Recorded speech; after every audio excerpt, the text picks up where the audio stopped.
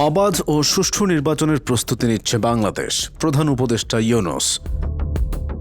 তারুণ্যের উচ্ছ্বাসে আশার আলো দেখছে বিএনপি। রাজনৈতিক অঙ্গনে উত্তাপ যেন থামছেই না। একদিকে প্রধান উপদেষ্টার নির্বাচনী প্রস্তুতির ঘোষণা, অন্যদিকে রাজপথে তারুণ্যের ঢল। গণতন্ত্রের পথ চলায় টানাপোড়েন, সরকারের কূটনৈতিক স্থিরতা, তরুণদের ভরসায় এগোচ্ছে বিএনপি।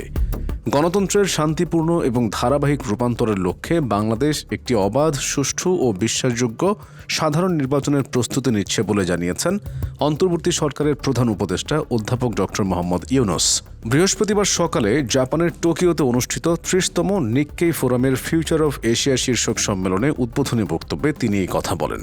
প্রধান উপদেষ্টা জানান, গণতান্ত্রিক পন্থায় নির্ভেজালভাবে ক্ষমতা হস্তান্তরই সরকারের মূল অগ্রাধিকার। তিনি বলেন, আমরা একটি দায়িত্বশীল এবং স্বচ্ছ নির্বাচনের মাধ্যমে ক্ষমতার পরিবর্তন নিশ্চিত করতে চাই।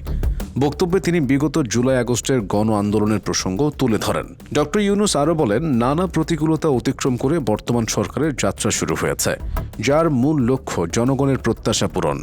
একই সঙ্গে তিনি রোহিঙ্গা সংকটে বাংলাদেশের মানবিক ভূমিকা সহ জাতিসংঘ শান্তিরক্ষা মিশনে দেশের গৌরবজনক অংশগ্রহণের কথাও তুলে ধরেন।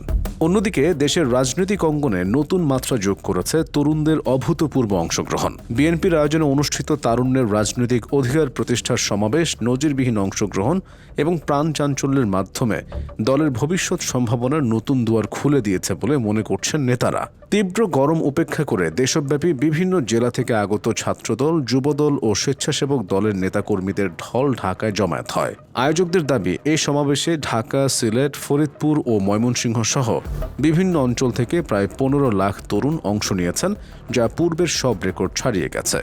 বিএনপির স্থায়ী কমিটির সদস্য মির্জা আব্বাস বলেন, তরুণদের এই অভ্যুত্থান আমাদের নতুনভাবে অনুপ্রাণিত করেছে। তিনি আশাবাদ ব্যক্ত করেন, এসব তরুণদের প্রতিশ্রুতি ও দৃঢ়তায় আগামী দিনের গণতান্ত্রিক বাংলাদেশ গঠনের পথ সুগম হবে।